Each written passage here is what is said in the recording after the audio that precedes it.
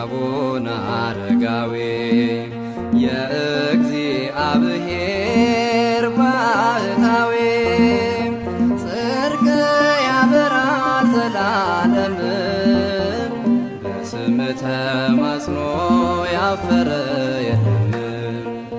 አቡነ አረጋዊ የእግዚአብሔር ባህታዊ ጽድቅ ያበራል ዘላለም በስም ተማጽኖ ያፈረ የለም።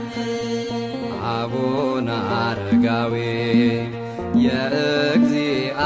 የእግዚአብሔር ባህታዊ ጽድቅ ያበራል ዘላለም በስም ተማጽኖ ያፈረ የለም።